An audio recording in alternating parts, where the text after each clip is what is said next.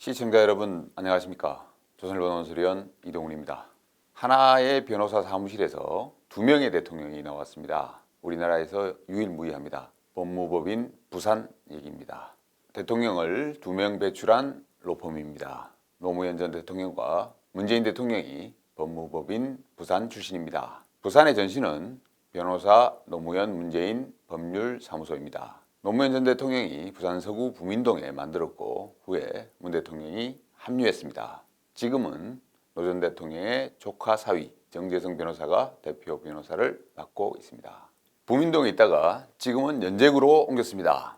원래 법무법인 부산이 있었던 부민동 빌딩에는 바보명가라는 밀면집이 있습니다.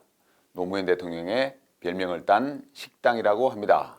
법무법인 부산은 2명의 대통령 외에 김외숙 씨를 배출했습니다. 법제처장을 지냈고 지금 청와대 인사수석입니다. 1967년생 포항여고를 나와 서울대 법대를 졸업합니다.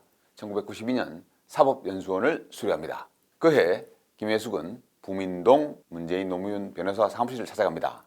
노동 변호사가 되고 싶다 이렇게 말했다고 합니다. 문재인 대통령과의 30년 인연이 그렇게 시작이 됐습니다. 문 대통령은 지난 취임 4주년 기자회견에서 7분 동안 인사와 인사청문회 제도에 관해 발언했습니다. 야당이 반대한다고 검정 실패라고 생각하지 않는다. 장관 인사를 적극 옹호했습니다. 야권에선 인사 참사 제조기라고 할 수 있는 김외숙 인사수석을 경질해야 한다. 이런 요구가 나온 상황이었습니다. 대통령이 결과적으로 김외숙 수석을 적극 옹호한 겁니다. 대통령이 그만큼 김 수석을 신뢰한다는 뜻으로 해석이 됩니다.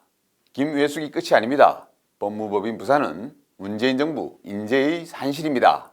민주당 김혜영 전 의원 이곳 법무법인 부산 출신입니다. 부산 출신 김병수 변호사는 지금 한국석유공사 비상임이사입니다. 외국인 전용 카지노 세븐럭을 운영하는 그랜드 코리아 레저 상임이사 송병곤 씨, 법무법인 부산의 사무장 출신입니다. 송 이사는 부림 사건을 다룬 영화 변호인, 여기 등장하는 국밥집 아들의 실제 모델로 알려진 사람입니다. 석유공사 비상임이사, 카지노 상임이사, 전형적인 권력 낙하산 자리로 꼽힙니다. 법무법인 부산 말고도 잘나가는 로펌이 또 한 곳 있습니다.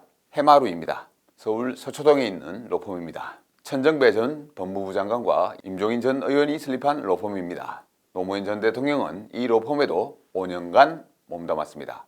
여기 출신 인사들도 지금 정권에서 참 잘 나갑니다. 전해철 변호사 지난해 12월 행정안전부 장관이 됐습니다.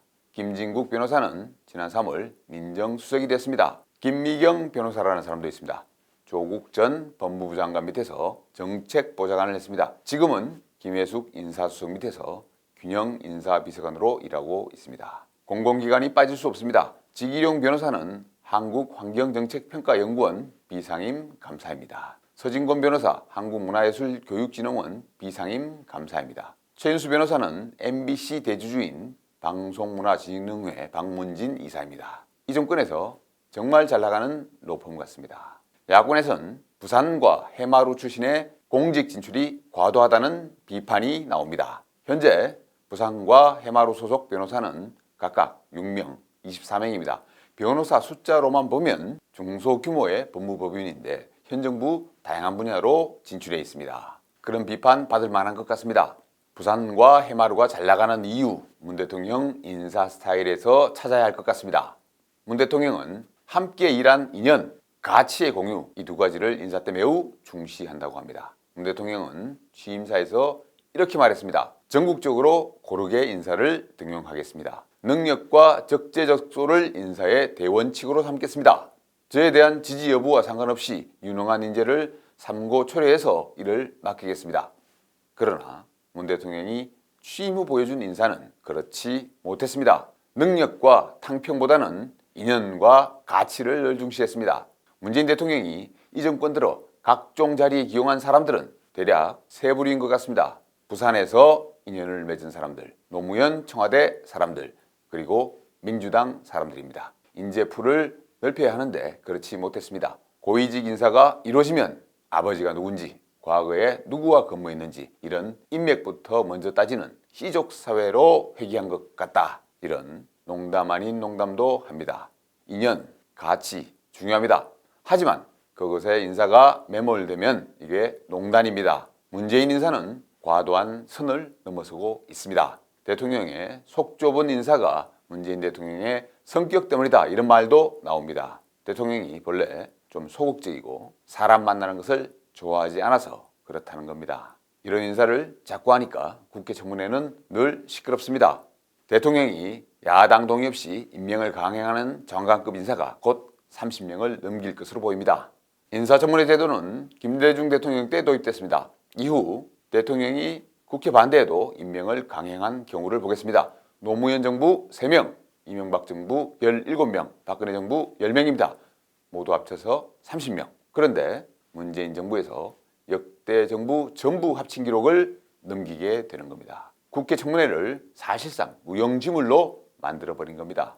인사는 만사, 대통령의 인사는 말할 것도 없습니다.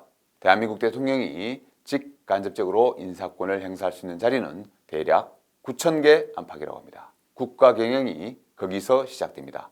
문 대통령은 인사 실패라는 표현에 동의하지 않는다라고 했습니다. 반성이나 후회가 없습니다. 이런 정부가 실패하지 않는 게 이상한 일일 겁니다. 인사가 망사라는 말이 이래서 나옵니다.